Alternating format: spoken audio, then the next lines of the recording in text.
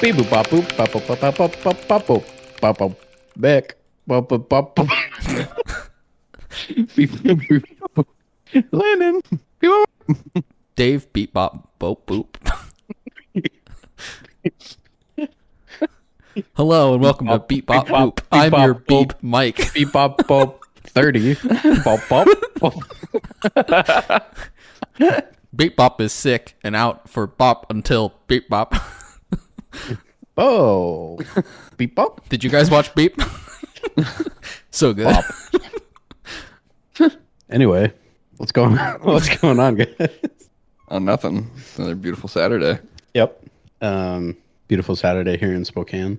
Is it beautiful in wherever you live now, Dave? Vegas? Oh, you're still in Vegas? Did we start?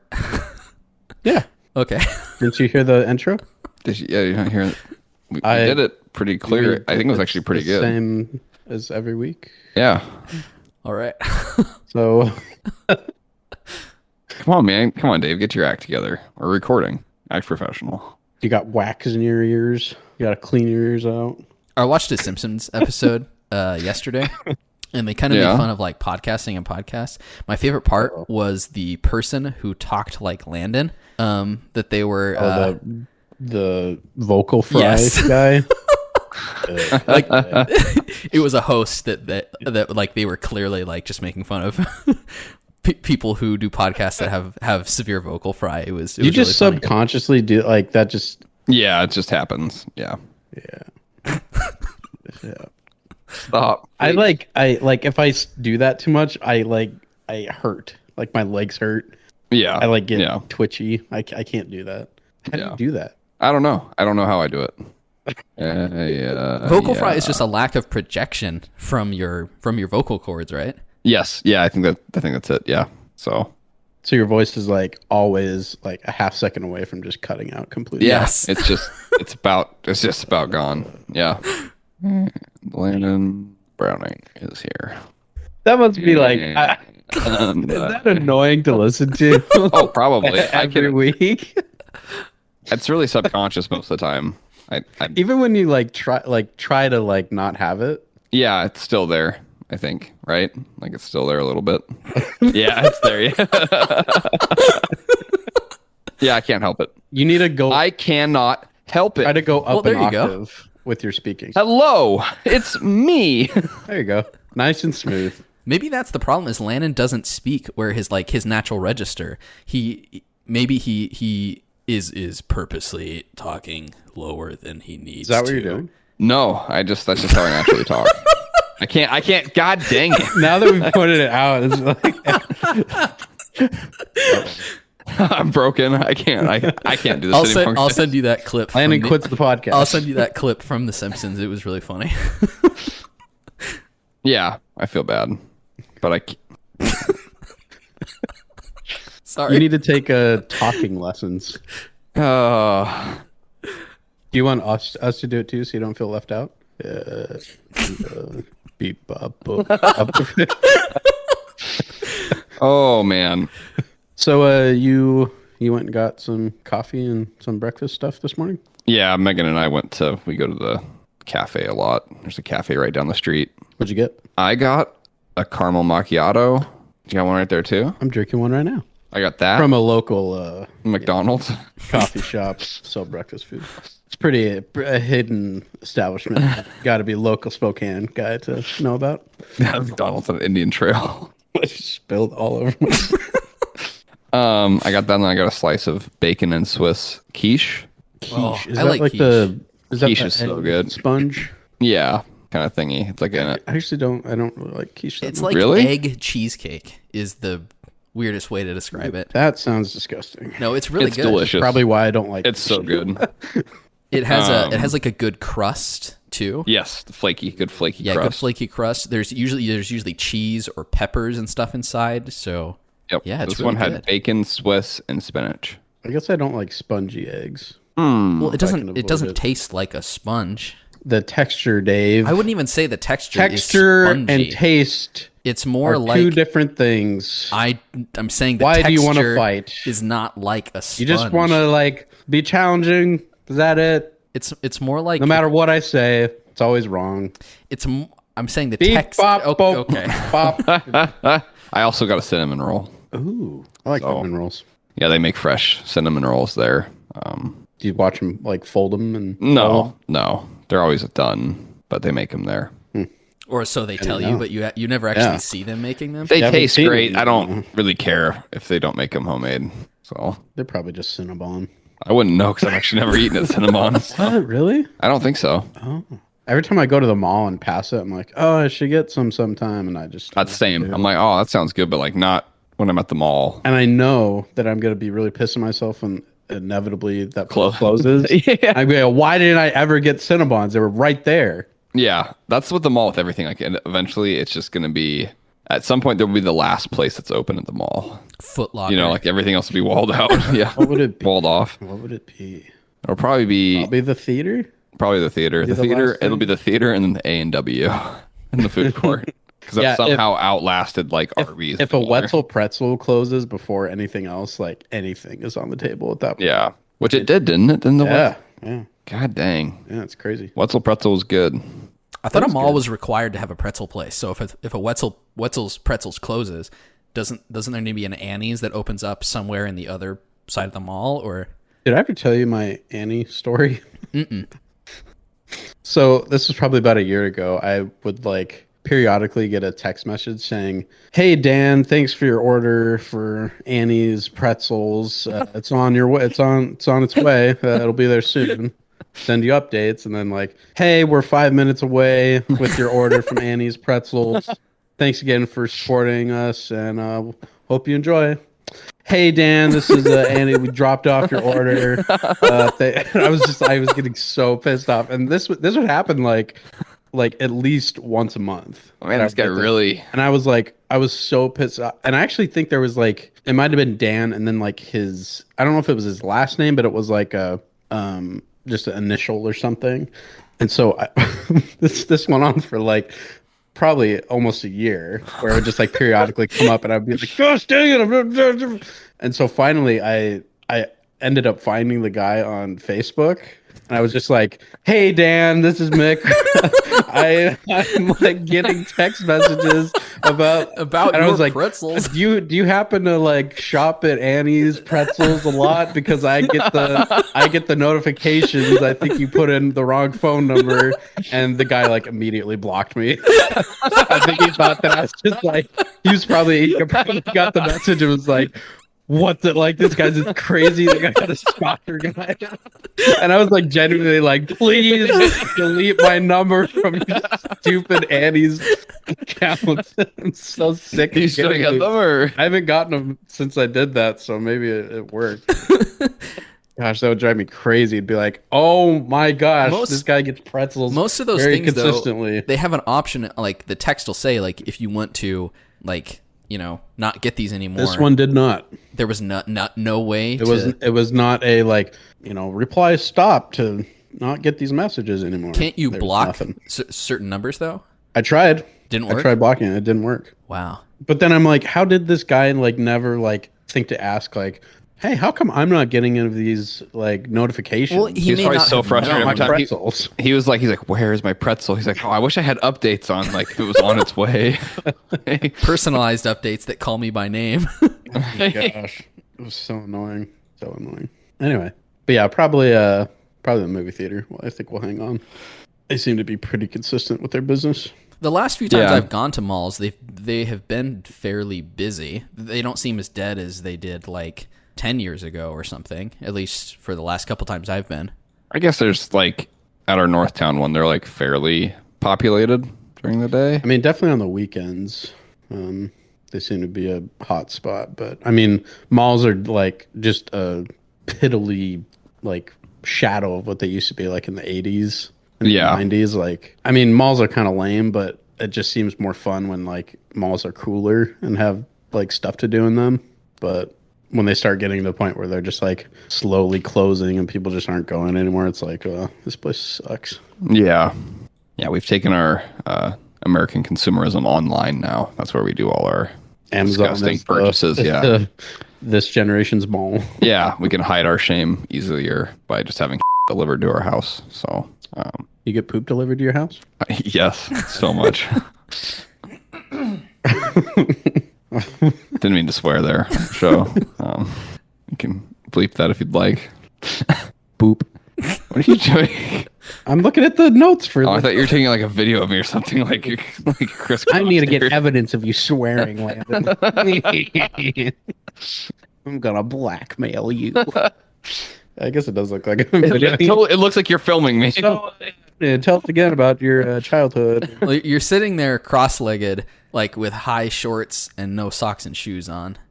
Really just... Why would I be wearing shoes? Yeah, No, well, I'm trying to just describe so that the viewers can... So they want to know, what does Landon look like right now while Michael is fake videoing him? well, he also doesn't have a shirt on, Oh, yeah, there's that too, sorry. and he. And his headphones are on backwards. No, they're not. No, they're not. They're not. I'm gonna check real quick though. Now that Oh, that you questioned, but not the shirt thing? no, I'd be sure. I know I don't have a shirt on. Yeah, that's painfully obvious. So Landon, you got a haircut the other day? Or... Yeah. So I go to Great Clips like 3 to 4 times a year because I think it's funny to walk into a place and there's 6 people cutting hair, and only like 2 of them can actually cut hair properly. Mm-hmm. And I like rolling the dice, and then most of the time you get a decent haircut, and then sometimes you don't. And last week I lost. They did not do a great clip. Was it a They super did cut? half a great clip. It was half. Yeah, it's almost like imagine. They forgot you had a left side of your head. Yeah, imagine that. Like I feel like I have like the dollar store version. Like someone I kind of feel like I look like the Cillian Murphy like Peaky Blinders haircut, but like it's not quite there. Like it's not intentional. Like you're the action figure. yeah, I'm like the knockoff. I'm I'm like the not branded. I'm not the non-branded Peaky Blinders. It's like it doesn't say Peaky Blinders, but it's clearly supposed to try to be Peaky Blinders action figure. Yes. Did you get it fixed at all? I haven't had time. So I'm gonna go in today. Every day this week I meant to go in after work, but I literally worked till like 9 or 10 o'clock every night this week. So did Mick walk in? You told him about your bad haircut, or did Mick walk in and go, "So you got a haircut"? no, I told him about it. I think I actually didn't notice it until he like moved the hair to one side, and I was like, "Oh yeah, there's like an extra everything inch, is on like, one side and nothing is on the other side." Yeah. So we'll see if they charge me. Figure out when I go back in. I don't really care if they do. Some places they have like a guarantee thing where you can go back and they'll fix it. Do you still have your receipt? Oh, no. I don't keep receipts. Oh. I'll just tell. I think they can show it on record. Like since they have me, like I'm an account there. Like I think they can show the last time I Look through came the in. video surveillance tape. The gal that was cutting, I like knew Rewind. she wasn't like Pause. Enhance. yeah. Zoom in. The Enhance. The lady I got that cut my hair, like she was clearly not that like paying attention because she was really fascinated with the person cutting hair next to me, like that lady and her conversation going on. She's like really interested in what they were talking about, and she's like cutting my hair, and I'm looking at like in the mirror, and I'm like, this doesn't look quite right. But like sometimes I'm like, maybe the hair's just sitting weird. Maybe I need to go like take a shower and see what it looks like. And then I got out of the shower, and I'm like, oh, it looks worse. I'm like, oh, yeah, it really did. I was like, oh no. I'm like, this is really bad. And then Megan came over. I'm like, hey, what do you think? I'm like, I don't think they did it right. She's like, oh no, it looks fine. And then like the next day, she's like, yeah, it doesn't. I'm like, why didn't you like? Why didn't you just agree with me from the start? Like, I'm like, I brought it to you, for it to ruminate, to like really make that decision. Yeah. So probably today I'll try to go back, and I just hope I don't get the same lady like to fix it. I feel bad. I always feel bad going back to places. I don't know. I don't like doing this. Like there was a part of me that's like, maybe I just wear a hat for the next 3 months until it's time for the haircut. But does your hair grow that slow? Yeah, it's because it's going away, Mick. Even when it goes away, though, my hair still grows. It still grows fast. Like the sides of my head, like the hair grows really fast. You should do what's it, Rogaine? On the sides, so it grows even faster. Yeah, I mean on the top, like do some. Doesn't that give you like testicular cancer or something? I don't know. Or something. Small price to pay. It's a small price to pay for hair. I don't know. I'm not a huge like lotions or creams or ointment kind of guy. You're not a cream kind of guy? No, not really. Definitely not in donuts. Too much. I like Bavarian cream in donuts, but that's the only cream I like. I don't really like any other filling. Do you like jelly? Not really. I prefer. I was thinking the non-jelly scene donuts. from the first Spider-Man movie with the big guy on the bus. Peter's like, heck, I'd even take him. He's like, the jelly like squirts out the side. What a great movie. How do you guys spell donut? DONUT. Not DOUGH. No, I'm not a weirdo. So DONUT is like the appropriate way to spell donut. Do Well, not. for me, Don't nut. Do why? How do you like to spell it, Mick? Do or do not. there is no. Have you guys seen the? I think it's called First Drafts. It's like a sketch thing that Jimmy Fallon does, where he does like the first drafts of like classic music. Like there's Free Fallin', Three Horses. He does one with Lola, and it's basically just him trying to spell stuff. And donut is one of them, and he never figures out how to spell it. So I was just curious. Donut. I think what's more important is the taste than how it's spelled. No. Spelling is everything. Dave, spelling is the foundation of life. Yeah. Who cares about I don't know if I'd taste? go that far. Without spelling, there'd be chaos. So is Bavarian cream filled donut your favorite kind? Gosh, how do you spell Bavarian? I'd say probably. Yeah. Bavarian. I think it's Quick, Mick. It's the B-A-V. cornerstone of life. Bavarian, maybe? Sounds I don't know. right. Okay. That is correct. I'll move on to the next round. What is definition? what is Use it the, in a sentence. what is Bavarian? Is that the more like It's southern Germany, Bavaria. in Yeah. cream Um, version? it's more custardy. It's not like cake Okay. icing or something, which I don't really like. So it's more like dense. Yes, it's more dense and flavorful. It's more like silky smooth, not kind of like Yeah. I don't know. It's not like fluffy like No, it's not like some weird marshmallow thing or something. No. marshmallow. Yeah, like kind of like more airy and like extra sweet. It's thick. Yeah, it's Yeah, like icing, like drizzle, right? no. That's the kind I don't like. Is like that. Bavarian cream filled is not like that. No, I mean like the toaster strudel, like icing. It's not like that. No. Bavarian cream Do you know is what more custard like is? Is it more like whipped cream? It's more like pudding. pudding. It's kind of like Oh. custard. Like Yeah, I guess that's what I meant. By like, No, it's not. toaster strudel icing is not the same as pudding. it's like pudding, right? No. It's totally different. Snack pack toaster strudels. My favorite donut is probably the maple bar. Maple bars are good. It's hard to beat a maple bar. Overrated. Really? Yeah, I don't like them. What? Well, what do you like? What's your go-to? And then we'll make fun of that. Apple fritter. Boo! Wow, you I never even felt like that's a donut. I don't think it should count as a donut. have you tried? It's a pastry. Actually, don't think I've had one in a long time. You should try one. Aren't all donuts pastries? They fall yeah, but under the not all umbrella pastries of are pastry. donuts. Like, Oh, shut that's up! what Landon is saying. Shut up. It doesn't feel like a traditional donut. What classifies a donut? Everything besides an apple fritter. Shut up. What even is an apple fritter again? It's like It's a apples fritter and without fritter. orange. I don't freaking know. I just know it's delicious and I love it. What is it? I always think when I was a kid, I didn't like them because I thought it had actual like fruit in it. Does it actually do. have fruit in it? It has apple in it. Okay, I don't know anything about it. Unless, I mean, apples aren't technically fruit. What? They don't fall under the fruit umbrella.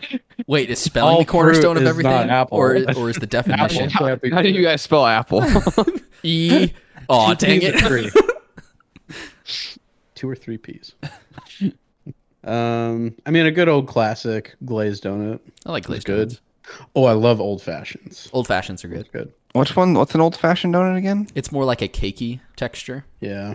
Oh yeah, those are great. Yeah. Yep. And I actually like it non-glazed. There are glazed versions, but There's also the chocolate versions of them too, right? chocolate versions. I like the chocolate one the best. They used to sell them in like a 800 pack at Costco. Did you buy them? I would get them, or my family would buy them, and I would eat them in the morning for breakfast. 100 a day. Yep. Gotta stay strong. Good health. Yeah, I gotta stay. Yeah, I gotta stay fit. Yeah. Cause I'm all about fitness. It's the only way I know how. Mm. Was that Yeah, with all necessary? with all the summer heat, we gotta show off our, Oh my gosh, it has been so hot. it's been horrible. It's I been was in hot. Ephrata. What? It's probably been hotter where you're at, would be my I was gonna guess. say it's been hot here, but also we've had it's been kind of humid because we've had a lot of clouds. Oh, the thunderstorms. So the right? last couple days we've had some intense thunderstorms. So yesterday there was a crazy one in like our section of town, and like the streets looked like rivers almost because from the water. There was lightning that was going off like more than once a second sometimes for like certain periods of time. So the light was just lit up with lightning and thunder sounds. Did you And there was did you lift up a hammer? no. There was. Are you kidding me, dude? There was one piece You had of an opportunity. Why would you just let that go? There was one thunderclap that was very, very close by. It was extremely bright, and so the thunder was like a second later, and it sounded like a cannon going off right beside our ears. It was crazy. Was Then you it look scary? to your left, and Bree's like holding a giant like Civil War cannon. It was scary, but it was really fun. I mean, like I love thunderstorms. There's so much. You on the pool? No. You go in the pool with a hammer. Gonna The go pool is for a my swim. favorite. There's something better than hanging out in a nice cool pool and like the the lighting's In a going on. thunderstorm. You're in the pool in the thunderstorm, practicing your golf swing with an umbrella over you. It's the safest. You don't want to get wet. Yeah. But the storms were so crazy that it was 2 days ago. A bunch of the casinos on the Strip actually had flooding. So there was a hole in the roof of the casino part of Planet Hollywood. So water was just streaming down into the gaming area. And Oh my God! How much damage was done? Do you think? a lot. It sounds like this was. A lot of people were saying that it was like the craziest thunderstorm they've ever seen in the Las Vegas Valley, and I would believe it with how insane it's been the last 2 days. So Did you take any video or anything? yeah, took some and some pictures too. It doesn't do it justice though. It's crazy, but it was really fun. I love thunderstorms. What's the There's rule something with about 'em. lightning? It's like every second is 10 miles or something. Is it that? I have no idea. I thought it was a second per mile. That's what I Or is it a thought. second per mile? Crazy. So is Planet Hollywood probably shut down then right now, or I don't know. It might be raining again. I'm sure they were able to patch it or something quickly. But they probably closed certain portions of the casino down. oh no, they're gonna lose money. Oh no! Oh no! How oh are they no! gonna make any? Yeah, the poor, honest, hardworking casinos will make as much money. That Where will poor, people that gamble? poor What, small, the other 800? That poor family-owned business, Caesars Entertainment. Yeah. I'm not saying anything. Family values. Family values. Values family. I think we've talked So- about it on the show before, but most of the strips or most of the casinos on the Strip are owned by one of two companies. There's MGM and there's Caesars. So if you're staying at a casino, you're most likely giving money to one of those two companies. But plot twist, Caesars owns MGM Hotel and MGM owns Caesars Hotel. Yep. What? It's my favorite thing about Vegas. And the same shadow billionaire owns both companies. So Yeah. Yeah, probably. That wouldn't surprise me. So speaking of Mystic Realms, Dave, you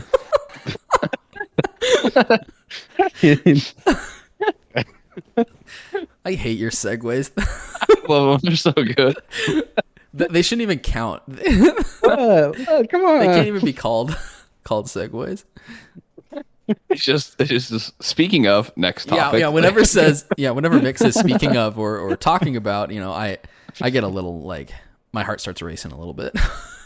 Oh, that reminds me of Mystic Realms. What is Mystic What is Realms? Mystic Realms, Dave? When I was a little boy, I made a card game called Mystic Realms that I sometimes played with friends. And Co-created by yours truly. I've actually heard, I've been reading a lot about it that like Mick actually was probably one of the bigger driving forces. Like, Dave tried to like push me to the side and yeah, try to buy my shares. or But at I least, held on. 70% of the game's core creation came from the mind of Mick. My watermarks are all over that.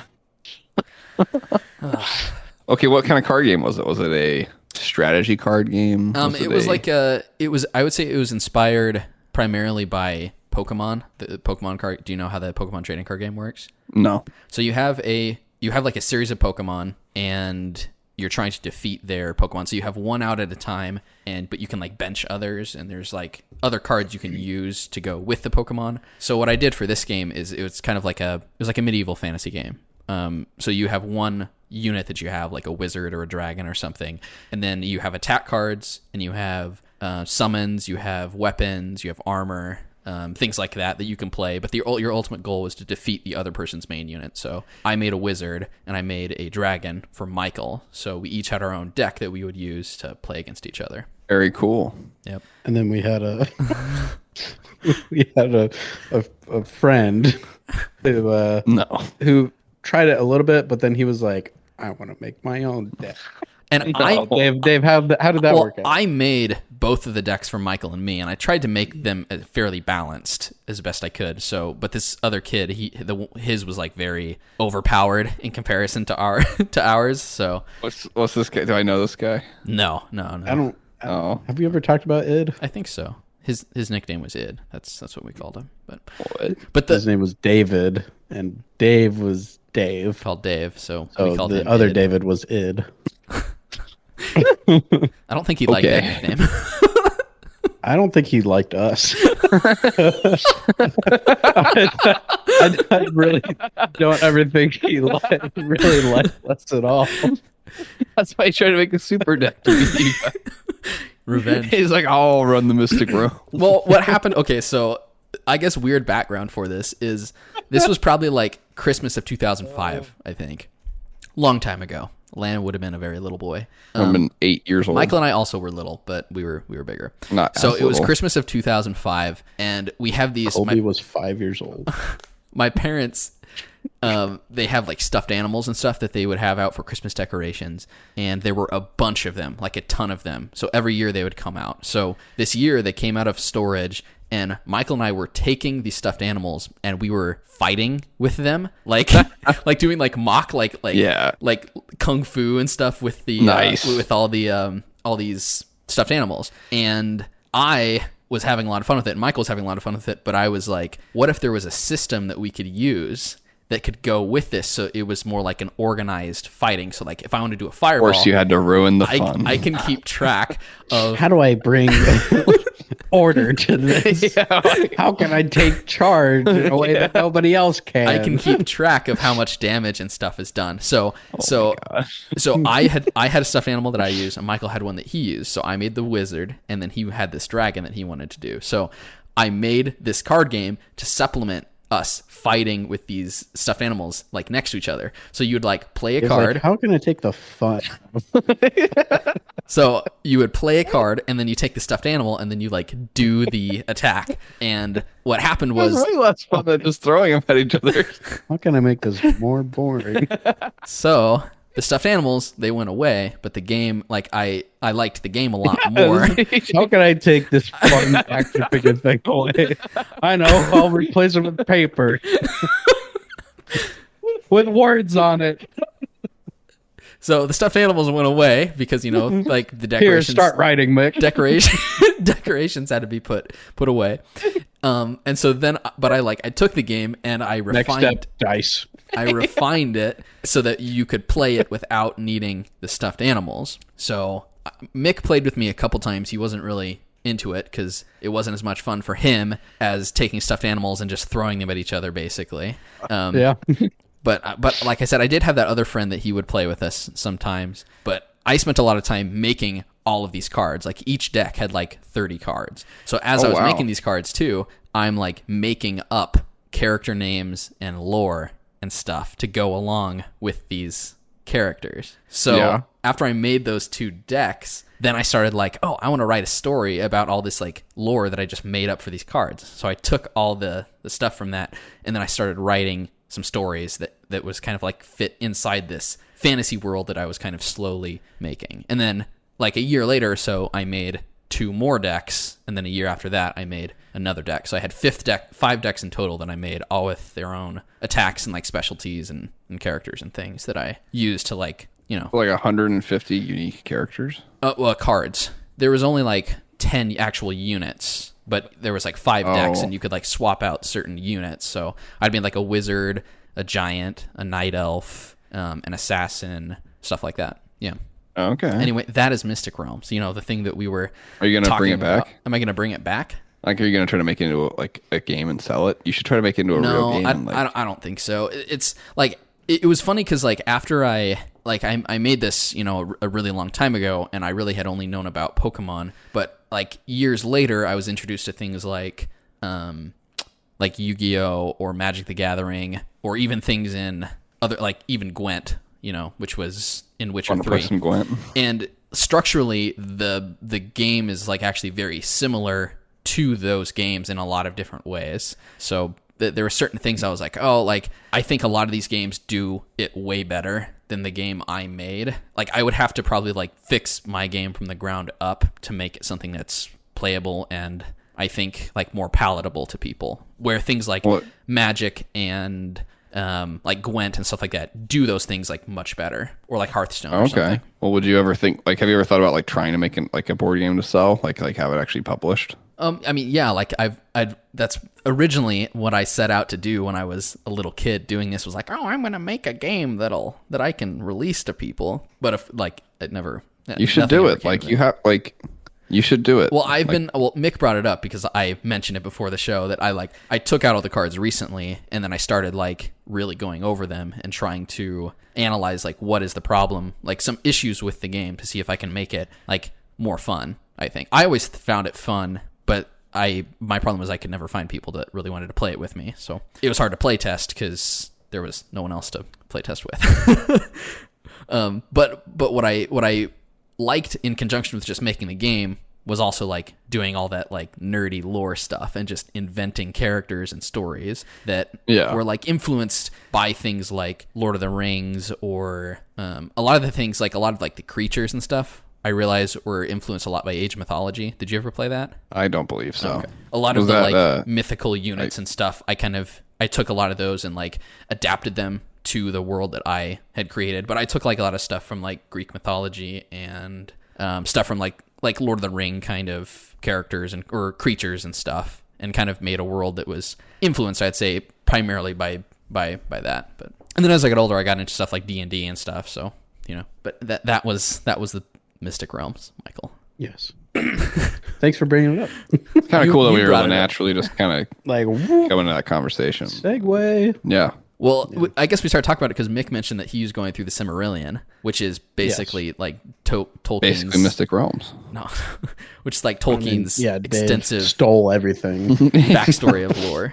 Yeah, it's really elaborate. I mean, it's basically like the textbook from the elves' perspective, and it just talks about like basically like from the beginning of everything to like, I don't know where like Lord of the Rings is. I don't know if it ends there, but like it really starts like at the very beginning with like the god of Tolkien's world that he built and created, and I don't know, it's pretty interesting. Is there any, because if you just is there any particular tidbit or something that like stood out to you that you enjoyed or found particularly interesting from the Silmarillion? A lot of the stuff with the I'm gonna butcher a lot of this, but like, so there's Iluvatar, which he is like God, capital G, and then he created I think the Valar, which are like God, little g, or angel type of beings. And then the Maiar are below, and they're like, just lesser. And I think like Gandalf is like a Maiar, I think. I hope I'm not like getting this wrong. But like, and just hearing like just the hierarchy, and there's like thousands and thousands of years of history that he wrote about that like is so far removed from things we know about the Lord of the Rings. Like the Lord of the Rings, that story takes place like 9 months, and there's like tens of thousands of years in total of what Tolkien wrote about. So it's just interesting just hearing this whole other stories and stuff that I like really had no idea. I kind of had to like, oh, I know Gandalf is like, he's been around a long time and he's very special, and like he's kind of on the hierarchy of kind of like what a Balrog is, but he's different, and like a lot of the Balrog's like a demon, right? Like, yeah, so the Balrog is below like what Sauron is. Yeah, I'm already butchering this, but it is really confusing too because Tolkien also did a lot of like retconning. Like he would go back and like kind of contradict what he had The said original before. George Lucas. Basically, so there's a lot of My room original vision. a lot of room for for interpretation in a lot of his writings and stuff. But a main reason why I wanted to go through it is because of the new Lord of the Rings show that's coming out in just a few months. Because a lot of it, I think the show takes place in the Second Age. But they have a lot of liberties, so I think they're pulling some stuff from the Silmarillion, but they don't technically have the rights to the Silmarillion, so I don't know exactly how they're going to go about it, but it was just interesting to learn this whole other history that I hadn't really read before. I guess it depends on the property, but I like lore and stuff behind a lot of things like that. If you're really interested in the universe, I think it adds a lot to the appreciation, and it helps kind of build this more cohesive world that seems like it's more real, I guess. Yeah, I mean, yeah, you learn very like detailed stuff about like where the elves come from, like why there are orcs, you know, who Shelob, who her mother is, and where she came from, and you know why Middle Earth looks the way it does, like just very like specific stuff that when you just watch the Lord of the Rings you don't really think about, but Yeah. like, oh, there was like thousands of years before, and like, oh, there used to be complete darkness and there were just stars the whole time, and oh, now there's these two lamps that lit up all of Middle Earth, and then there was this giant war and the lamps were destroyed, and like just a bunch of stuff that just is pretty cool. I think it's Pretty interesting. That's something I really like about sorry to bring it up, but that's something I really like about the Dark Souls games Mystic Realms. Oh, and Elden Ring and stuff like that. Elden Ring. my own is property. the like Mystic Realms. everything in those games, Because I'm the best. like the characters and the things that are used and like the way the world is, like there's always like a reason behind it. So like if you wonder something about something in those games, there is some way to find that out in the game. And if you don't want to seek out any of that stuff, or you don't care, like it's not getting in your way of playing the game. But like if you ever wonder something about like why is this way, there's usually an explanation that you All very can seek cryptic, out. like, Yeah, I feel like. it's like it's usually like fairly cryptic, but it's something that's like it's accessible, and if you're actually interested in it, you can find out and learn about it. And then I think it helps appreciate certain portions of the world like a lot. So, and Elden Ring, since that's what I'm playing through right now, does this like to like the nth degree, even more so than I think a lot of the previous Souls games have. But the previous Souls games did that really well too, and it like really makes the game and the world feel more like more real, and that there's meaning behind everything. Because sometimes you'll play a game and you're like, why am I fighting like a pig demon right now? And like it's usually just because like the video game designer was like, oh, I drew this guy, he seemed like a cool enemy, you know, that's why. Big demon. Yeah. I want bacon. And a lot of games, you know, they explain stuff like that, but and the Souls games, they do that like to a really good degree. I find with pretty much everything in the game. But so like I love stuff like that. So things like that in Lord of the Rings too is just like it helps you appreciate the property a lot more. Have you ever gone through the Silmarillion? I started it a really long time ago. I have the like the actual book on my bookshelf. I should go like look at it again at some point, but I really appreciated all like the lore and like Game of Thrones, the books. Like I feel like there was like a pretty rich world there. Mm-hmm. Kind of nerdy of you. Well, Those books are really nerdy. that's accessible Like, though too, because like like you really get a feel for stuff that's like not like super key from just reading the book. So you don't even have to like search out a lot of stuff like that, which is really cool. Yeah. But you get like a really good feeling of what the world is like, and it feels very living and breathing, and like there's, you know, a million things going on that affect everything. and they have else. in the back of those books, they kind of have a guide. I think in most of them, like Yes. they like go through like the family names and like who's related to who. And, I forgot about that. Those are always really helpful. The Lord of the Rings kind of do that too, where they have like an appendix that kind of has some like helpful information. So like the first time I went through the Game of Thrones books, like I was constantly flipping to the back of the book to be like, who's this guy? Who's this guy? How is he related to this character? And I love stuff like that because it really is kind of like a helpful frame of reference for something that can be exceedingly complicated. But once you like use that information and then go back to where you were in the book, it really is helpful and kind of helps kind of like better ground you in the story, I think. Yeah, you should try reading them, Mick. Game of Thrones. I might eventually. I think you'd probably like them. Or listening to them. Or yeah, whatever. listen. I mean, you I'm could going totally, through Harry Potter right now. So like, for what, the 18th time, like I'm taking a break. For a week. taking a break from re-listening to Harry Potter. I'm taking My a week ears break. Dave, have you written any appendices for Mystic Realms? Kind of. Like I have like narrative stories that I've written, but also I have I try to like describe all of the creatures and the races in the world so that like people can understand really what they're like. So like I like doing that, is kind of describing almost like a glossary or like a monster manual sort of creatures in the world. So like I have You like also drew entries and stuff of that. like a map and stuff, right? Yeah, I drew a map or two. There was a couple maps. What was the place called? Well, Mystic Realm, or Well, yeah, the name I came up kind of like later because I was like, oh, I probably need to come up with something so that I know what I'm referring to instead of just this thing I'm working on. But initially, like the whole idea was there's all these different lands and there's these like primary races. There was like humans and giants and elves and stuff, and so they each came from like their own basically like plane of existence. And what happened is there was this other one, like this ninth one, that like all of these races basically congregated on, and like that's where most of the story takes place, is there. So like that's why I called it Realms, because it talks about all these different places that they're coming to, and then like the bulk of the story happens on this new, like this ninth plane of existence, this ninth realm. So copyright? Yep. Mystic Realms. You can have it a Hotkeys product, like it's on our store. The game. No, Hotkeys is a product of Mystic Realms.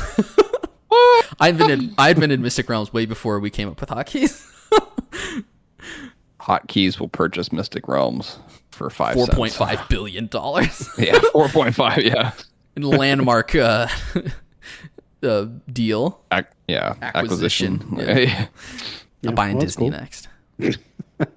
I'd buy Disney and shut them down if I had the money. Start over. Yeah, I'd be like, we're buying Disney. And I'm like, MCU is canceled. Gosh, I would they'll just release a bunch of new stuff, right? Phase 5, Phase 6. Oh yeah. Yeah, they announced about 800 new movies and TV shows, right? Yeah. Including multiple Avengers movies and Fantastic Four, Fantastic right? Four stuff. Fantastic Four is supposed to kick off Phase 6. Okay, so I have not seen, and this might be spoilery, but I have not seen the new Doctor Strange, but I have seen like a very brief snippet that has John Krasinski What? Jim? as Mr. Fantastic or whatever. Is he going to be reprising that role? Because there's Possibly. something that happens, I think, right? I don't thought know. So, but I've also heard like, oh, that was just like a little thing for the fans. But I'm thinking like people are going to be really pissed off if he's like not actually cast in his own And movie. the real Reed Richards, Nick Nolte. Jeez. Oh my I god! was thinking Rob Schneider, but you know. Rob Schneider is Nick- Mr. Fantastic. That's a South Park reference. Yes, Michael. yeah. I love that. I love it. Rob Schneider is Rob Schneider.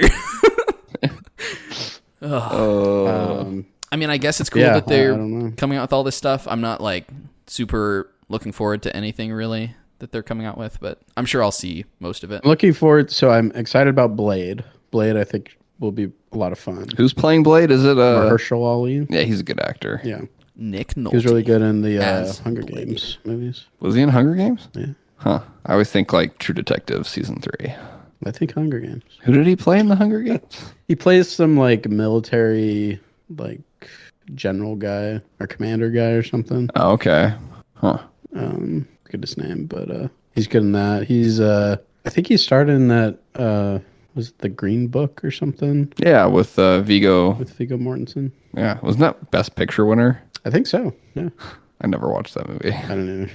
I he was in saw one. it, but I don't really remember much about it. I'm trying to remember where I saw it. In the theater. No, I did not see it in the theater. I don't No, on the I screen. think that won Best Picture. It did.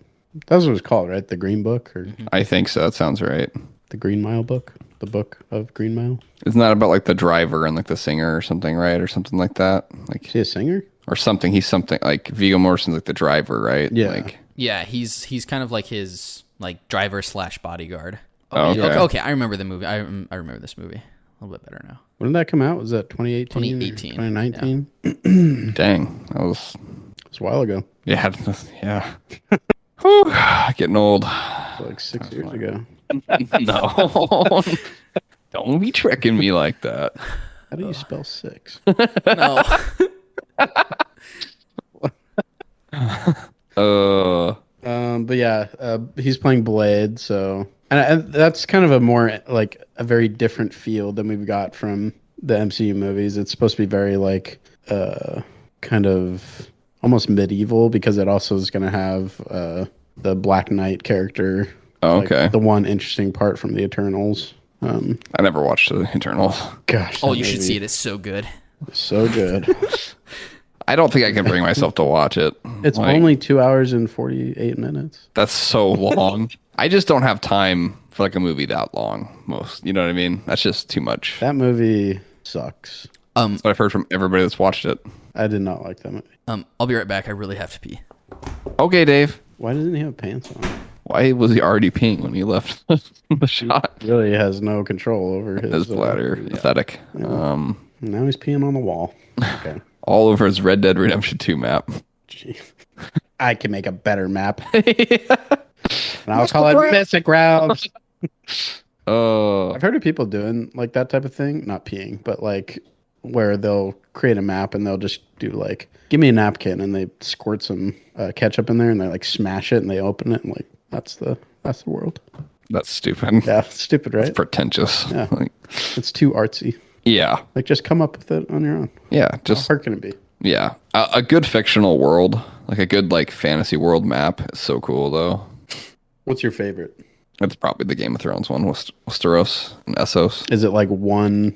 Here, let me stand by. I'm also going to leave. Oh. Go grab it. All right, ladies and gentlemen, it's just going to be Mick guiding you along the way for a short period of time. Let's see, what other topics do we have? The boys, people are watching that. The Umbrella Academy, still haven't watched that yet. Stranger Things, I think Landon finally finished that, so maybe we'll talk a little bit about that once the other two return. All right, so you got a book. I've got the first Game of Thrones book called A Game of Thrones. I thought it was called Song of Ice and Fire. Okay, yeah, it is. The Song of Ice and Fire is a series. The first book's called A Game of Thrones. Oh, so the show kind of twisted it a little bit. Yep, yeah. Game of Thrones seems like a better like title of a series. Yeah, than that's Song of supposed Ice and Fire. Yeah, yeah, Song of Ice and Fire seems very like, what is this about? yeah. I'm looking at the map right now. Wait, like you don't know So, Dave, what the book is about, or What? Huh? Do you know what a Game of Thrones? Do you know what it's about? Like the premise? Well, isn't it literally about like just claiming the throne of a certain place and Essentially, yeah. So there's dragons and there's like a lady that controls dragons or something? So the premise, I guess I would say, is that there is a kingdom, like these 5 kingdoms that are kind of united together, and because they had a rebellion against these rulers that kind of ruled the lands for thousands of years, the Targaryens, and there was a rebellion against them because the Targaryens were crazy. Daenerys. Her like relatives.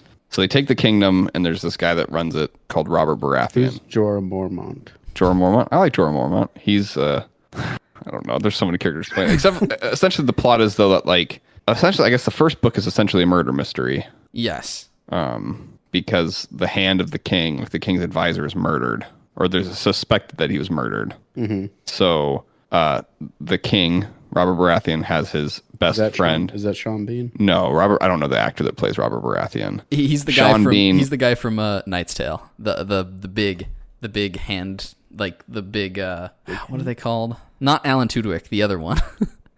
Oh, what? Yeah, what? What? Strap it to me on. So essentially, the king has Sean Bean's character, Ed Stark, who was his best friend during this rebellion when they took over. Mm-hmm. He wants him to come be his new hand and to help him figure out what's going on because he can't trust anybody else. Okay. So that's kind of what kicks the plot off, is that this guy is murdered and he comes down to kind of help Ned, rule yeah, in the city. Ned Stark replaces him. Ned Stark replaces him and is kind of assigned to kind of figure out what's going on. And his family moves down with him. Well, most of his family moves down with him, and so his family are the ones that are followed the most. So they were like the main characters, like the primary characters, I would say, in this. You follow. So you follow Ed Stark. You follow his 2 daughters. You follow his wife as a character, a point of view character, and then you follow his bastard son, Jon Snow, also. And then you also follow a handful of other. You follow like a handful of other characters. Jon Snow, the bearded one that's like crying all the time. Yes. Okay. He's got like the long black hair. He's the Black Knight from from Eternals. Oh, okay. Yeah. And isn't the other guy also in? Yes, he's one of the Stark sons. Yeah, Robb Stark. He's one of the few Starks that's not a point of view character. Yeah, you don't ever follow him from his point of view, which is interesting. All of his stuff is kind of gathered from his mom's point of view. Is there a reason for that? I don't think so. It's just so yeah. It's essentially the first book is a murder mystery, and then more chaos ensues, and then it's just this like power struggle. Do you end up finding out who is the murderer? You do, but it's not for. I don't think you find out for a long time. I think it's in a different book. Yeah, I don't think you find out for several books who did it. Yeah, but I mean, as the story unfolds, you can kind of piece it together. You piece things together. The murder mystery becomes less important because there are other things happen. That other things happen that more problematic in the story. Yeah, and it's a really interesting world because magic and stuff does exist, but it's very. I guess what I'm trying to think, like a way that like how the Force is kind of described in like episode 4, where like most people don't really believe in it. They're like, oh, like whatever. That's just like rumors and stuff. Like people like don't. Yeah, they don't see it very often. There's 2 big land masses too in the story, and most of the magic takes place on the eastern land mass. And like most of the story takes place on the west land mass. Is it ice giants or something? Or no. Frost giants? So there's essentially, if you look at this book, like the map is split. So you got we're getting the north. Some visual. Yeah, I'm just explaining a mix. So you got the north, which is where the Starks are from. Then on the back cover, there's like the south, and then there's a whole other land continent. Because as all the political intrigue is going on in the north area in Westeros, over I think it's Essos, if I'm correct. Yeah. Is Daenerys Targaryen, who's one of the only living members of the Targaryen family, is kind of she's either the granddaughter or the daughter, I don't remember which, of the like king the Mad King that was killed. That they rebelled against. Yeah. That was rebelled against. So once like they rebelled against the Targaryens and took over the empire, like all the Targaryen family members were essentially hunted down and killed to try to prevent any of them coming back, but a couple have lived. Yeah, they like went into exile to the east and were able to survive somehow. Yeah. So like as you're following all this political intrigue, there's Daenerys Targaryen, Dany, who is kind of starting to build like a foothold in Essos, which is another continent. She's kind of getting a following of people. And there's a lot of interesting stuff because you follow like, her character, like they'll refer to characters that you love and care about from the Westeros that like they hate, like because they did like, terrible things to their family. Did you talk about like the structure of like how the POVs are? Kind of. I mean, each chapter just follows, like they're not titled, they're just titled the character you follow. So you'll follow characters from different like sides of the conflict. Like you'll follow characters that don't like each other or like have different goals and stuff. And there's a lot of like there's several characters that are definitely more morally upright, but like there's not really a clear cut like good guys and bad guys almost. Like there's definitely bad guys, but like a lot of the stuff is very gray. Okay. So it kind of leaves it up to the reader to be like, yeah, like pick it. Like, I mean, there's definitely like, cause there's a lot of people like claiming that have like, there's a lot of people that actually have somewhat legitimate claims to who should be ruling the area. So it's kind of up to you to decide like, well, this person probably has more of a stake to it, but this person would probably actually be better at it. And it's fun because you follow so many different people. Like you've got all the political intrigue, but then you have, Jon Snow is out doing his own thing up at the wall. And as all this is going on, there's also this like overlooming like threat from up north of these like ice zombies creatures that these kind of ice zombie things, but nobody of. believes in them. They're very like, you don't see them very often, but there's clearly this threat building that people aren't taking seriously. Is that the whole like winter is coming thing? Yeah. Okay. So it's kind of fun. And then the stuff with the dragons is fun because most people don't believe that they're even real for a long time. So it's very fun. Spoilers, they're real. But you learn that in the first book. So yeah. But yeah. So when is the next book coming out? Probably never. Will this series ever end? It probably will. I hope so, because the show doesn't really do the last couple seasons of the show do. Excuse me, the last couple of seasons of the show do not do justice for the source material. I've heard the end is like terrible. Like people hate it. It's not great. I don't think it quite ruins everything else, but it definitely leaves like a bad taste in your mouth from like how good the rest of it was. Like, because like the first, I think all the books are really good. The last one gets a little bit long, and they add even more new characters. I think the last two are harder to get through. Yeah. I still thought they were good, but definitely not as good as the first 3 books. And then the first 5 seasons of the TV show are great. And then the last like 3 are like season 6 is like, yeah, it's okay. There's like still some really good episodes. And then season 7's like, oh, okay. All right. And then you're like, maybe they'll save it with season 8. And then like season 8's like, oh my God. Like, are you kidding me? I don't usually support headcanon, but in the case of the show Game of Thrones, I think that's a notable exception where it's okay to come up with... pretend like it didn't happen. Yeah, come up with your own ending that was actually satisfying and works. Well, especially with it not being like the actual like canonical ending. Like, I think you definitely have... Well, it's just disappointing because like I think it was a lot of it had to do with like the showrunners were like tired of doing it. I think they got greedy. Like they thought they were going to get like these Star Wars projects and that they were going to do all this other stuff. Like, I think didn't they get let go of this? Yeah, they did, yeah, because they botched it. I think they were like, I think these guys actually can't end anything. Well, I think it's probably because they botched. Yeah, I mean, I feel a little bit bad for them because like they were supposed to have the rest of the source material to work with, right? Because they did a very good job at adapting the material. Like when they had the source material, they did a very good job of adapting it. Shouldn't come when up they had no source material. They were terrible. When did they run out? Was it season 6? Well, I think it's in kind of season 5, 6, really. Like there's towards the end of season 5, they start doing things that are like they're leaving the source material behind because they had to. Yeah, I think they ran out. I mean, of stuff. Because I think through season. Oh shoot, what season has the Viper versus the Mountain? Is that season 4 of the show? 4. And that's book 3, right? Mm-hmm. Book 3 is so good.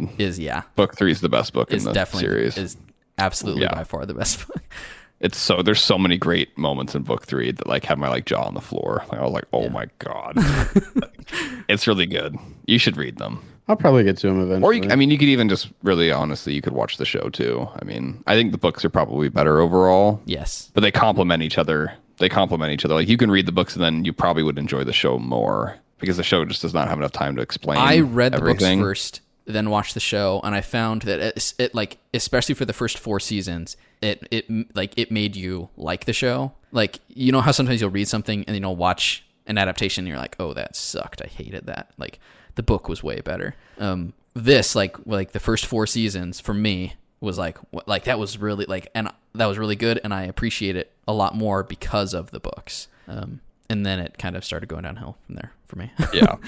I guess here's my problem though. I really don't want to start something that, let's go with the show first. I don't want to start something that I've heard ends terribly. But you like Lost, and people don't like the ending of Lost, right?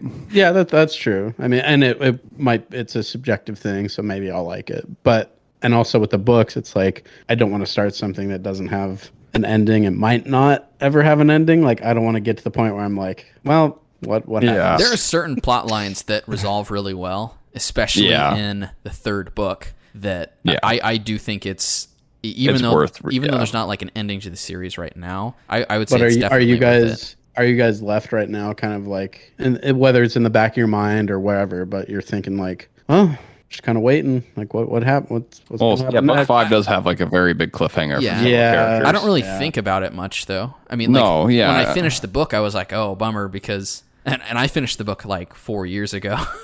Yeah. But here's what I'll say. I will start the series, not even with it finishing. I'll start it once book 6 comes out. Could never start. I think they're definitely worth it without there being a resolution. I would try reading the first book, and if you don't like it, you know what I mean, you'll know if you like it or not from the first book. Like, because like what I I was did pretty much into it from the very. I was like, oh man, this is really good. Yeah. Do you remember when we went to see Olin Rogers in Seattle? Yeah. So we went on this trip. This was in I think 2013. We went to Seattle to go see Olin Rogers, at like a meet and greet. And when we were there downtown, there was a bookstore I went into, and I bought the first book just like on a whim, and I started reading it on that trip. And like once I started, I could not stop reading the series. So I read the first, second, and third one almost with like extreme fervor. and then I started the fourth one, and I really slowed down. But the first three, there was very little else I was doing in my free time other than reading those books. Well, 4 and 5 are weird because 4 and 5 happen concurrently.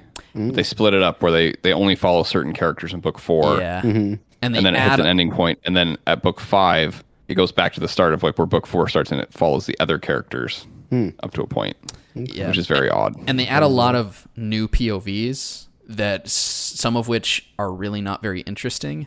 And the fourth book in particular, the fifth book might do this also. There's a lot of chapters where you get this character's point of view for just one chapter, where all the rest of the books, it's like you follow, like the first book, it's, you follow like 6 or 7 characters throughout the whole book. So, you get like 7 Bran chapters or 6, Ned chapters or whatever. So like there was at least some consistency in that regard, where in the fourth book, you're following, it was like 14 or 15 point of views throughout the entire book. So it's like a lot of chapters, you kind of have a weird intro where it's almost like you're starting a ton of new books every time you go through the fourth book. Much. Yeah. Which is why I think I struggled more with that book and then the fifth book too.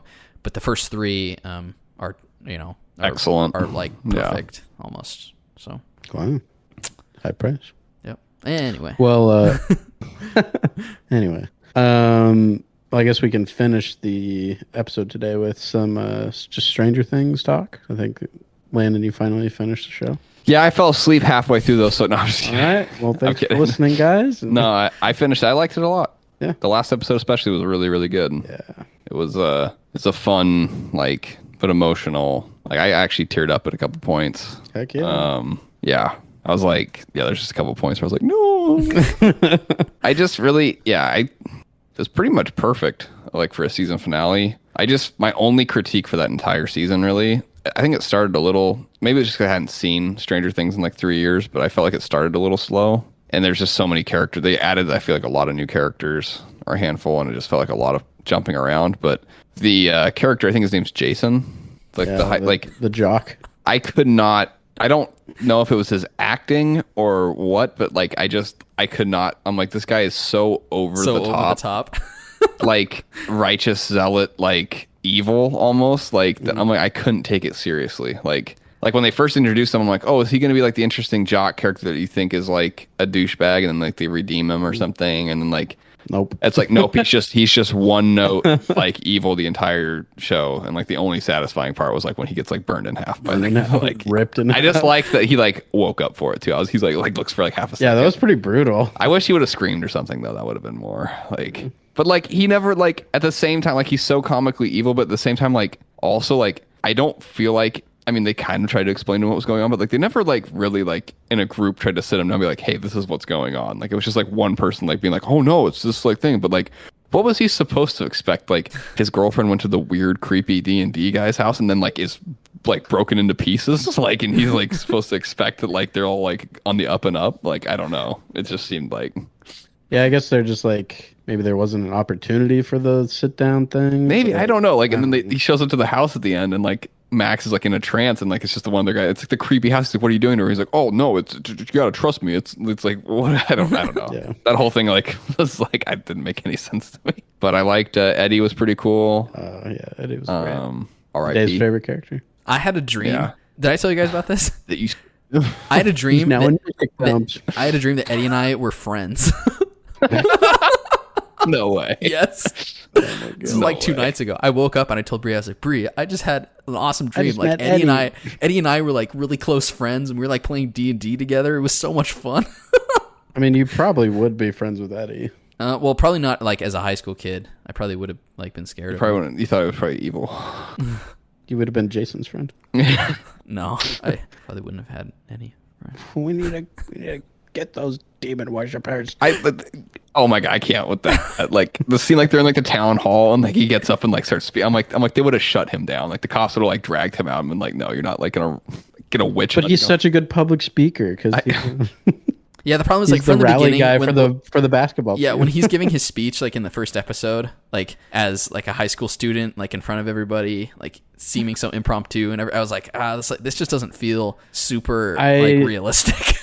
I knew so many of those type of guys in high school. Ew, gross. That were like, "Hey guys, we're all here for this game." But they do it. Do they what do did it we in work front for? of All these. the entire audience? Yeah, there would be like prep rallies, and you'd go in, you'd listen to everybody like just gush over themselves. Did they talk like? Did they talk like preachers? I mean, like this guy did. They wouldn't use like a town tragedy to like boost their sports team into victory, but they would definitely be like, "Hey guys, we've worked all year for this. Everybody cares about this. Like, don't you? Like, yeah." Blown out 50-0. Okay.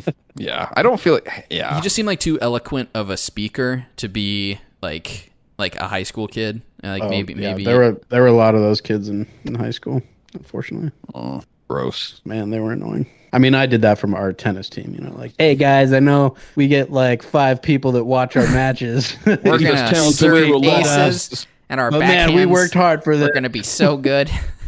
Work that topspin, everyone." But I have actually heard rumors and kind of fan theories that Eddie might not be completely gone. What? What are these fan rumors? Dave might actually know about this without not actually knowing about it, but what? Apparently, and this is going to make sense when I say. Apparently, in D&D lore, Vecna has a like right-hand person or helper or like some type of guy that helps him that is also a vampire. I don't know anything about D&D Vecna. What? Don't you? I thought you played D&D. I thought that was just the name. He only plays Mystic Realm. Yes. No, Vecna's like an actual. I mean, the Demogorgon is also an actual D&D thing. It's just they adapt it for the show. But well, I mean, yeah, but I don't know like many actual D&D characters or character names. Like, I mean, I thought you played D&D. Did you play D&D? Like, I know the Mind Flayer, but the Mind Flayer is like way different than isn't the thing that the Mind Flayer is actually just Vecna, right? So they were saying Vecna, like, I thought they said he was his general or something, his 5-star general. That's what they say, but then in the show, it's like Vecna's the one that kind of manipulated this thing into being the Mind Flayer. In D&D, Mind Flayers are like, they're kind of like they have like octopus heads and stuff. Yeah. They're very like Cthulhu-esque monsters. Right. I mean, the design is definitely different, but I mean, even in the episodes and in the show, they're like, hey, this thing has the characteristics of this in D&D. What's it called? The Mind Flayer. Or, oh, it's Vecna. He's like a dark wizard type of person. But there's this vampire character that in D&D, he's like actually like an evil person, but then he does help destroy Vecna. And people are saying that, oh, Eddie might come back as this type of vampire-ish guy and help take down Vecna in the end. Not necessarily being like evil and then switching over, but at least being this character. Because they do like switch things around a little bit. But like he's killed by the demi-bats. He has like bat tattoos. And so people are like, oh, I wonder if he's going to be this type of character. I kind of hope he's just dead. I feel like that's... I'd be fine either way. Because like I feel like cool if he's back, like I feel like kind of cheapens the sacrifice. But she didn't probably really have to do what he did. Like he didn't run away though. Yeah. he's in an episode of Game of Thrones. Eddie's actor is. Eddie? Yeah, he plays Eddie. Does he play guitar? No, he's just a guard at Winterfell. That seems pretty cool. Yeah. That was pretty awesome. Like the greatest like metal concert ever. Yeah, that was pretty awesome. I like that he was like, this is for you, Chrissy. Yeah. Well, his chemistry with Dustin too is just like really good. Oh gosh, yeah, the death scene with him and Dustin was like so sad. That's gonna be so traumatizing. These poor kids have seen like some horrible things. Like, they gotta be so messed up. Like, well, then seeing like with Max. I teared up in that Like, scene when geez, when her like arms are like she's like when she was like I don't want to die like she's like, I can't see it. yeah she's like I don't want to die I don't wanna, and I was like I get like I don't know when characters like say they like when they're like dying they're like I don't like when they're like really scared when they're dying like I don't like that's like really I don't like that gets me in the feels especially because the kids are supposed to be like 14 years old like, or something like well and it's so grim. And Max, to me, like, I'd never really cared for her that much in any of the previous seasons, but this season she was like definitely a standout MVP character. And then like where we leave off with her is She's in like a pretty coma, right? heartbreaking. Or something. Apparently, some type of coma, or maybe her mind is Mush. like, definitely gone. Well, it's like implied that 11 like brought her back, right? But then she like goes into her mind and like she can't find her anywhere. So yeah, I don't know. It's crazy. Maybe 11 should get more powerful so she can actually save people. I'm thinking maybe cut your Also, hair you know what? I'm just gonna nitpick. Like, I know 11 was a child, but like, she trusted the creepiest dude in that lab. Like the fact that like he's so creepy looking. Did you not listen to Like, the episode where we talked about that? No, I don't. No, That's exactly what I said. I was he's like the slimiest, like creepiest looking Yeah. person. Like all the stuff he says to her, it's like, oh my god, I'm like this guy's. You know, he kind of has a vocal fry type of voice. Stop! Come on, man. Dude, I mean, we know Landon would be a bad guy in a Netflix miniseries. Oh yeah, yeah. Slick your hair back. Like, look how bug-eyed. I wouldn't be a villain like him though. He's all like weird.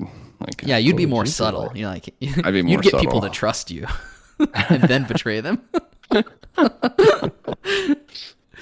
yeah. Yeah. When Vecna kills people, it's pretty grim. Like the snapping of the. Yeah, Yeah. it's pretty gross. Did you like stuff with Hopper? I liked Hopper. I liked his Russian, the Russian guy on the inside. Enzo? I think that was his name. I didn't Or like. that's at least his code name. I didn't like the pilot guy that much. I thought he was a little annoying. Oh, Yuri or whatever. yeah, you're. Yeah. Him and then the Murray guy. I like the Murray. I'm warming up to his character. The longer. I love I liked Murray. Murray he's a lot funny. in this season. He's funny. He's good. He's really good in this season. Yeah. I just always kind of see him as the guy from Fleabag. Oh, it's hard to. And he's really good in Fleabag, but his character is so disgusting. you hate him in like, Fleabag. But yeah, it was a good season. I liked the scene when they're getting out of the prison when Hopper has the sword. At the very end, Yeah, like, that was awesome. That was a great scene. I was like, oh yeah, there's one left. He picks the sword up. I'm like, this is freaking cool. Like just running out in slow mo. I'm like, oh yeah. Like, Yeah. Yeah, I think each season just got better and better. yeah. And I'm glad that they're ending it in 5 because it's getting to the point where it's like I could see it starting to like get a little old if they keep going and going and going. Yeah. Like this to me seems like a good ending point, especially where it leaves off because it really is like a like kind of Empire Strikes Back ending where they kind of lost. Yeah. And it'll be interesting to see how they bounce back. I would kind of. You were saying they were going to maybe do a time jump, right? I've heard that there might be like a time jump into the 90s, but then at the same time, it's like I don't know how that makes sense with where it leaves off because it leaves off where it's like how like it's like oh yeah it's 6 years later and there's still this giant X hole in Hawkins. Nothing has happened for 6 years, but yeah. you know, so I think it'd be kind of appealing. I know they would never do it, but I think it'd be kind of interesting if they like somehow just kind of address that and like they waited like let's say like they waited like 5 years to film the next like the last season did kind of like an It chapter 2 kind of jump. Like I haven't finished that book, but in the movie I don't feel like executed as well as it could. But I like that concept of they're all back as like adults or something. So I feel like that'd be interesting. Who would or as Bill like Hader young play adults at least. in the last season of I don't know. Somebody because Bill Hader's awesome. 11. That'd be great. Duh. Yeah, I think one more season would be perfect because I think so. it would start, I think, wearing thin a little bit. Like you can only have so many. Like, oh, these weird things are happening, and it's time Right, to- and well, especially with Vecna. Vecna was such a good like. This is the guy behind everything villain. Like if they, went on again with somebody new, it would feel kind of like, yeah, they're saying he essentially caused everything from the first 3 seasons or whatever, right? Like he was trying to, yeah. People have actually said that he's the actual one that kidnaps Will. Oh, okay, Which would be kind of interesting. yeah. But I hope they're all more together in the last season. I think they will be. 'Cause I mean, that's where this season kind of ends with like them all back. in one group. Because it was kind of weird. Like, I mean, I don't know, like Hopper and them. Like, I liked all that stuff, but they didn't do much with like any of the supernatural stuff till the very end.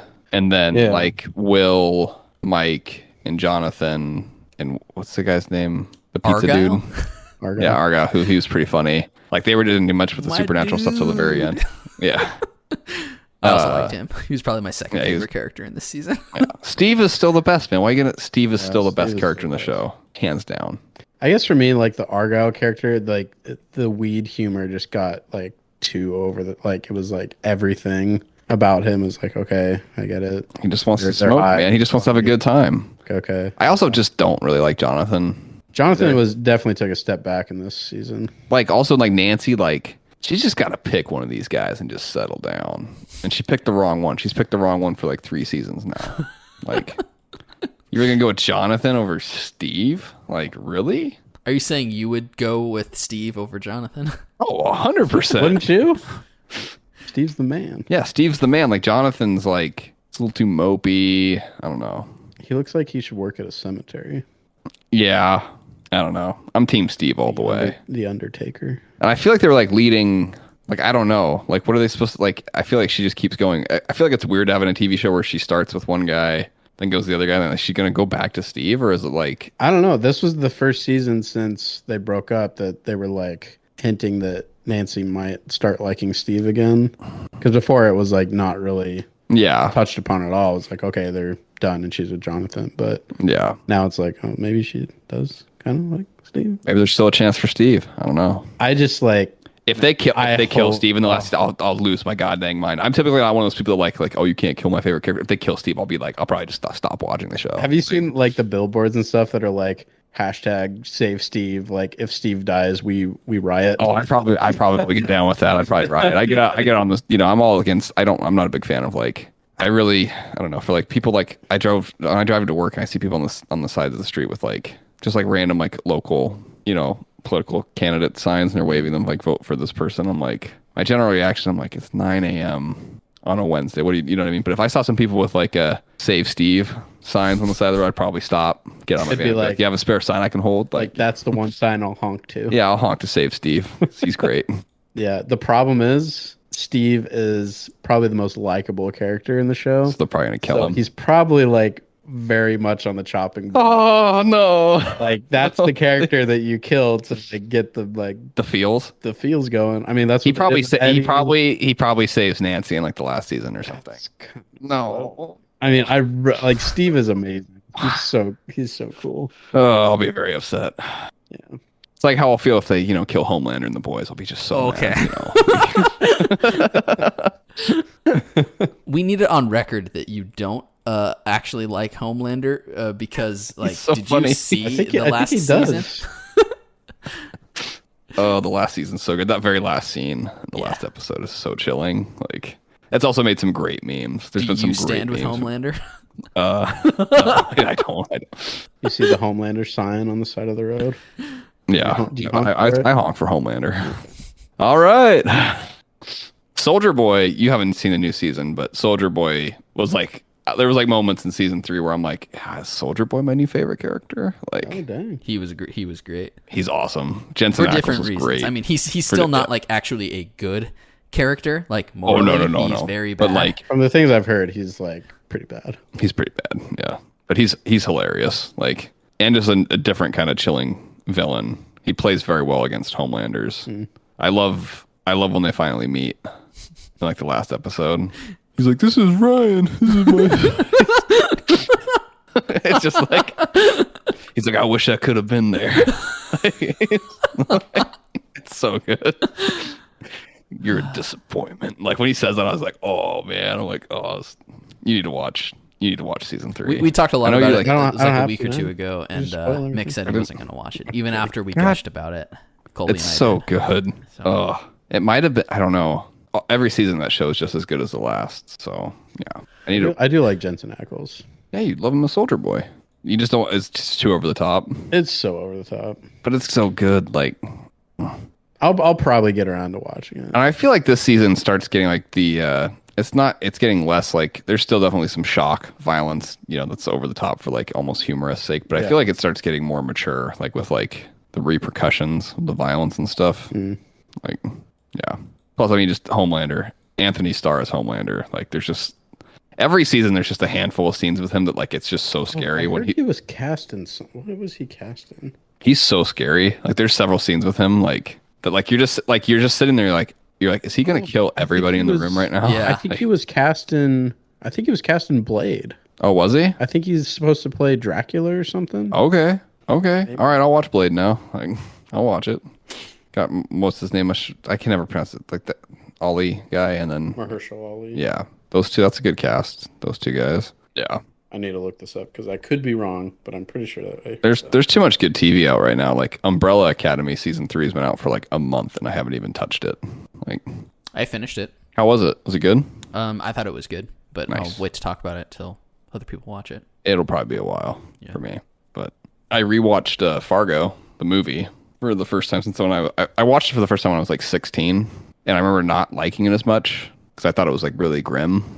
And then I watched it like the other night with Megan, and I was like, "Man, this movie's hilarious." Yeah, I'm like, this movie's so funny. It is one of my favorite movies. Fargo. Yeah, I don't know. I was just laughing at some of the scenes. Are just so like that I didn't get when I was like. There's just the scene with like Steve Buscemi is at like this like he's with like an escort at like just the like this singing club. It's like a really quick scene. Like they're there like for 2 minutes, and he's just asking her like, he's like, "So how long you been doing this line of work or whatever?" And she's like. It's just so like it's so like weird and over like it's like it makes no sense, but it's just so funny. Like his character's my favorite. I just love Steve Buscemi. Steve Buscemi is really good. That scene, I love the scene. Maybe my favorite scene is when he's at the parking lot and William H. Macy's like father-in-law shows up to exchange the money instead of him. He's like, "Who are you?" He's like, "Where's Jerry?"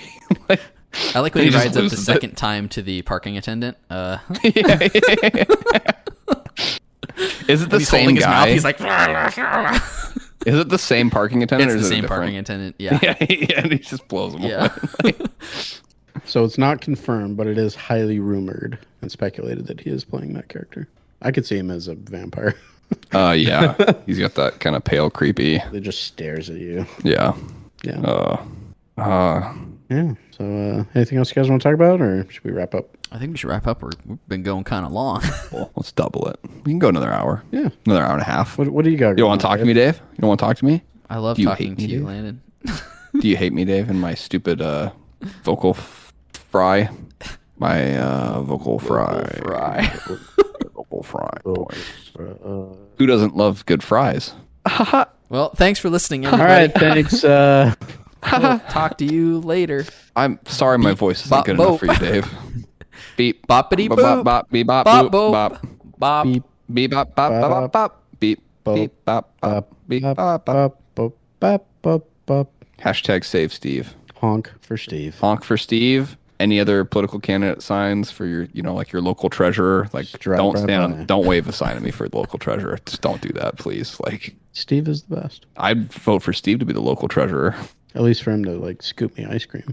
Some of the, the Spokane things, like half the like positions, I feel like it's only one person running for it too. Like I looked at my ballot and it's like, You should run, Landon. no, I should not. Landon as local treasurer. Yeah, local treasurer. Corruption infiltrates Spokane politics. Thank you for listening to this week's episode of the Hotkeys podcast. You can find us on iTunes, Google Play, Spotify, CastBox, YouTube, and other podcasting platforms. Visit our website, www.hotkeyspodcast.com. Follow us on Twitter at Hotkeys Podcast and join our Facebook group at facebook.com/HKHotkeys. Please like and review us and subscribe to the show on whichever platforms you use. Finally, you can contact us via email at hosts@hotkeyspodcast.com.